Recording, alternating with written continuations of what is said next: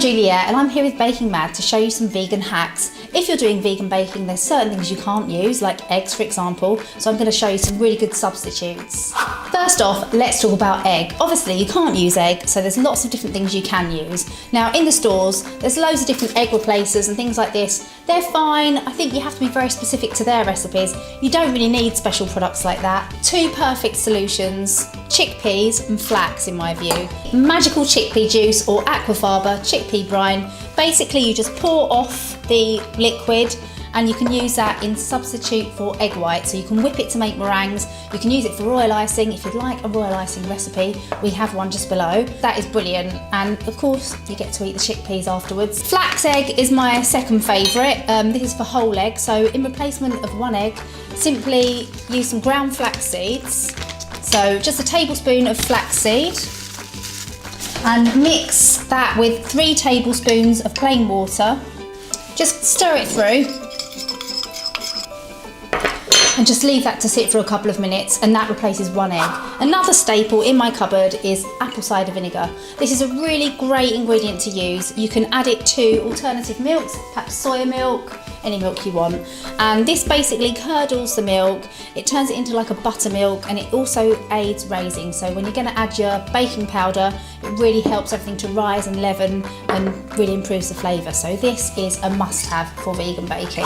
Of course, when you're baking, you need fats. I actually find they've got different uses for different things. So this flora dairy-free is great for general baking and for buttercream. I've actually recently found this one, which is available, I think in just Sainsbury's, but it tastes really buttery. It's lovely for biscuits and buttercreams. If you're making pastry, on the other hand, I like to use vegetable shortening. So rather than the vegan spread, shortening is better because it has less moisture and it makes your pastry really light and crisp.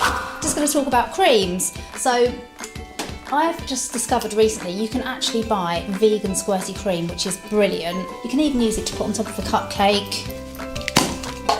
We used it for a Biscoff cheesecake actually the other day, and the recipe for that is just over there or somewhere, wherever.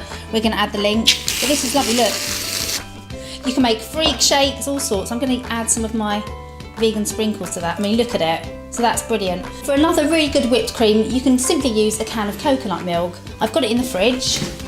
This is just regular coconut milk. You need to chill it overnight, and you need to take off the solidified fat from the top. So you want to be really careful not to add any of the water because it won't whip up. So by putting it in the fridge, you get that complete separation. So you can use an electric whisk. Just whip the coconut milk.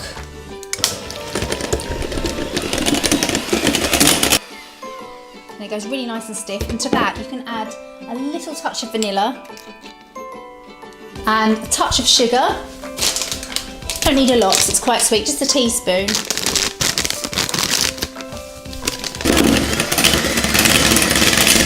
It's like a real whipped cream, and you can use that for puddings, or you can just eat it. So there you have it, loads of vegan substitutes. Lastly, a random one, you can't be doing without this. Perfectly ripe avocado added to a chocolate cake just gives it a really lovely creamy texture, makes it really nice and moist. So, happy vegan baking!